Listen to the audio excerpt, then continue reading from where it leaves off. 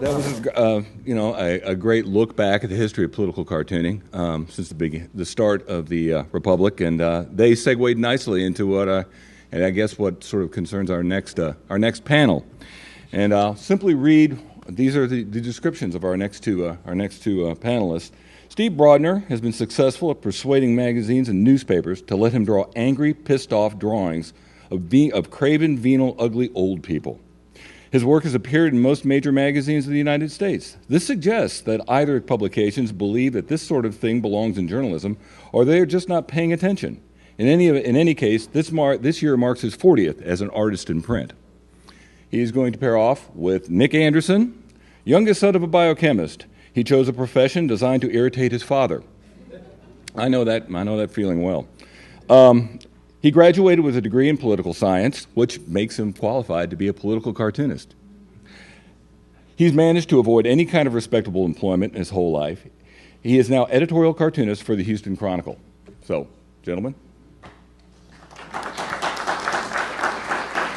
And what we're going to have here is a I don't know if it's really a cartoon. It's man versus machine. Nick, I'll let him describe how he creates his cartoons, and of course Steve does it his way. So I'll let them take it away, gentlemen. Are the mics on? Do we have mics? Okay. Good deal. Yeah. Okay. Is this all right? So the idea here is I work on one of these. It's a Cintiq monitor made by Wacom, and it's electronic. I don't use paper at all. Touch sensitive and with a stylus, and so we're just going to do a little demonstration of how Steve specializes with paper, and I do it electronically. So what we're going to do. Steve, do you want to describe what we're doing? Well, we were talking about a couple of weeks ago about how we would approach this, and it makes sense to me that we both give our individual takes on the election and the candidates, and I said, well, why don't one of us take Obama, the other one take Romney, and just sort of the story of their lives. So inside of 20 minutes, we have 20 minutes to tell the entire life story of Romney and Obama. So by a very sophisticated process, I'm going first. Right? Rock, paper, scissors. Yeah, so we, in order to facilitate this, we've done a lot of work in advance. The thing that's going to happen is we will fill in a hole here and try to make a point. I think we start first with Mitt Romney's life at Stanford University. He was a clean-cut, well-groomed young man who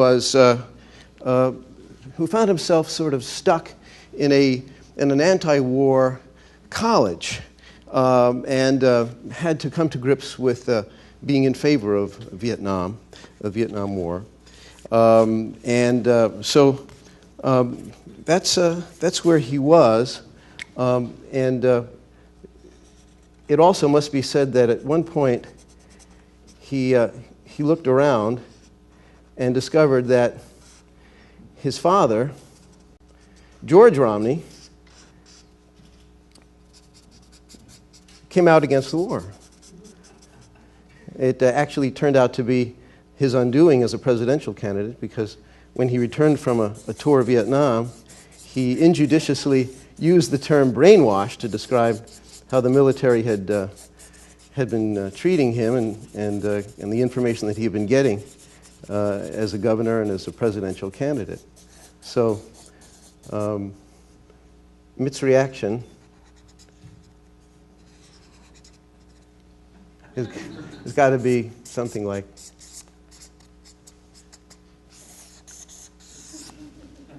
"Dad? Over to you." All right.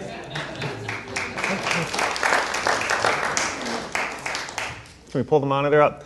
What I want to do is talk about, debunk the destructive myth that Obama was born in Kenya. He was actually born in northwest Pakistan. You know, the Al-Qaeda part of Pakistan? And for those of you in the lamestream media who don't believe me, I do have a copy of his birth certificate here, clearly signed by Osama bin Laden. He signs his name in English, don't ask me why.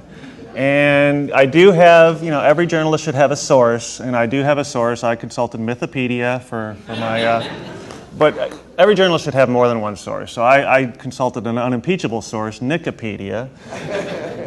That's a tinfoil hat, and I look good in a tinfoil hat, I think. He actually wasn't even born. He was created in a petri dish. And I'm just going to zoom in here. Let me pull up my pen, which is not working. Huh. Oh, I'm on the wrong layer.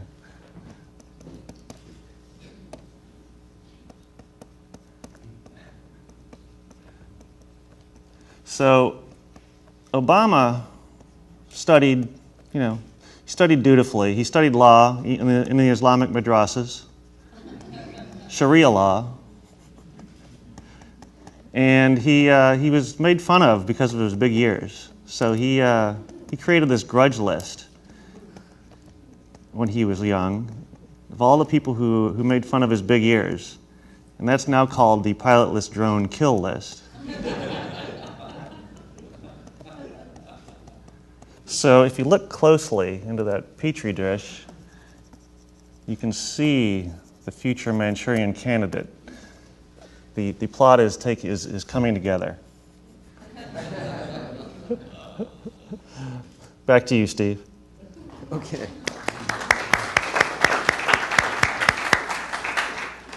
So picking up the Romney story,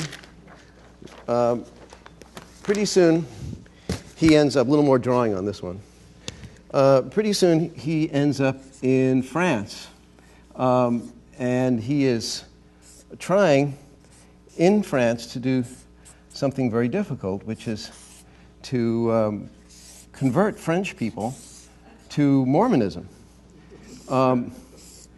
He doesn't have a lot of success at this because, well, one of the reasons is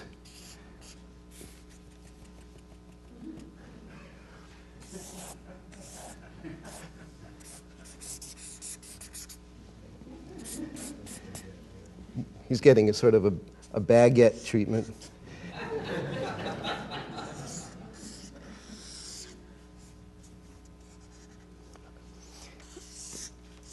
In order to convert Frenchmen to Mormonism, one of the things that they would have to do is give up wine. And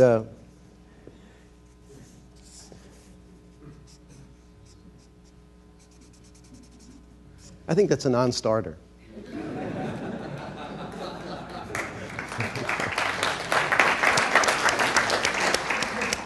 Nick? Obama, as he grew, he studied under the tutelage of his adoptive father, Mullah Omar, of the Taliban. And he had an uncle who shipped him diapers, because, he's 2 years old, he needs diapers. And Saddam was very shrewd in that he had these diapers imprinted with the U.S. Constitution, so that, which these diapers tended to chafe. And these irritated him and subliminally turned Obama against U.S. law. So let me draw a little bit. Now, the problem was that Obama, he was designed to infiltrate America. And so he needed to be a very charismatic speaker. The problem was he wouldn't even cry. He wouldn't make a sound. I'm going to increase the brush size.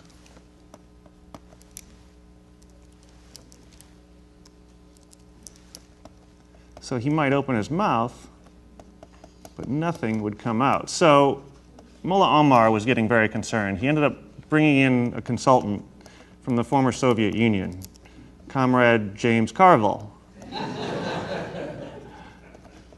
And Carville, he studied the situation for some time and realized the solution was very clear, finally. He just needed teleprompters.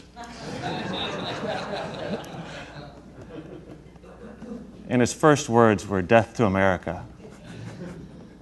Back to you, Steve.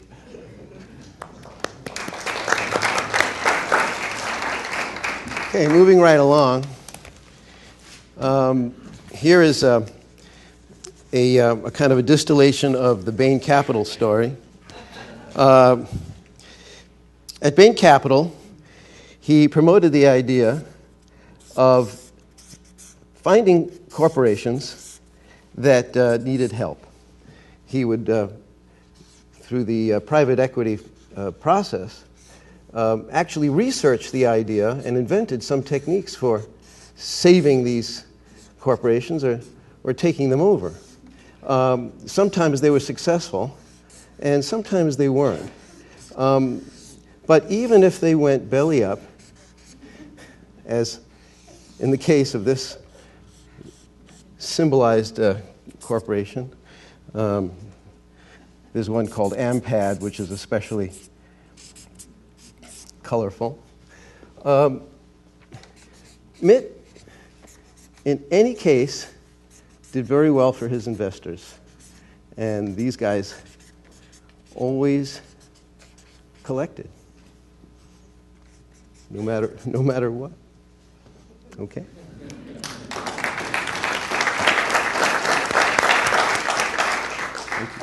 Now, as Obama grew, he was not content to wage jihad alone. He decided he wanted to wage a two-front war in America. So he studied in the former in the Soviet Union.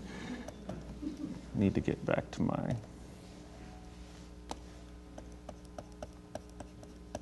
Under the tutelage of Comrade David Axelrod. And he decided that the best course of action was to destroy the great Satan from within by destroying its economy. Unfortunately, with rampant tax cuts, wars, and deregulation, the Republicans beat him to that. So he had to resort to socialist healthcare legislation. He decided he was going to hurt America by making all its citizens healthier. It's an odd plot, but hey, it's working. So he became a good Marxist-Leninist. And unfortunately, he had to resort to, instead of the Soviet system of healthcare, he ended up having to kind of resort to one designed by the Heritage Foundation, a right-wing organization. So his plot was really not working out. He really needed a second term. So the worst of Obama is yet to come.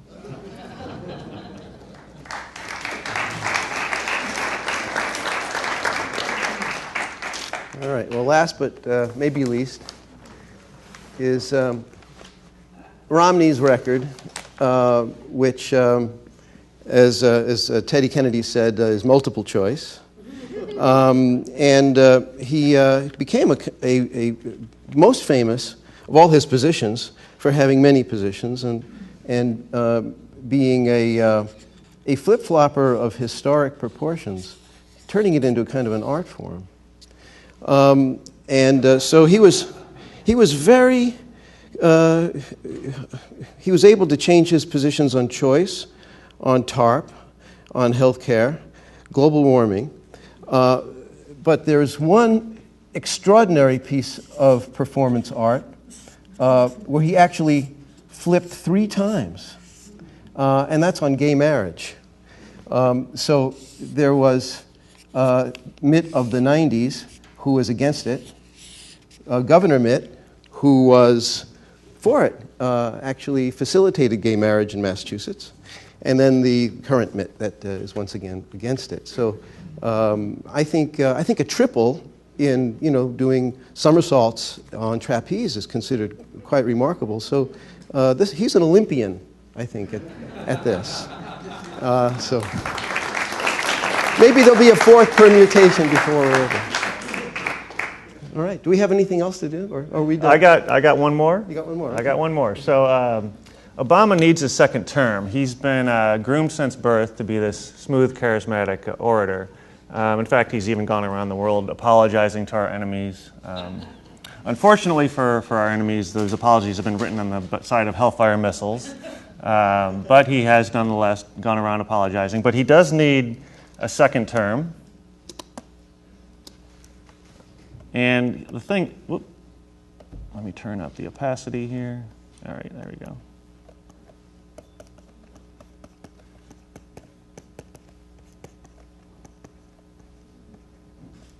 Now, he has developed recently sort of an insidious superpower.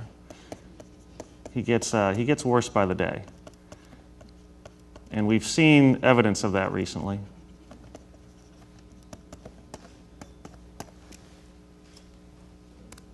He's developed this very insidious cloaking mechanism.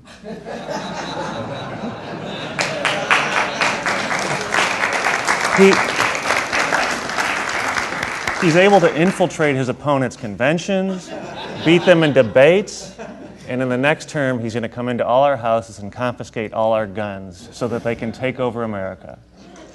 You've been warned, America. That's all I got.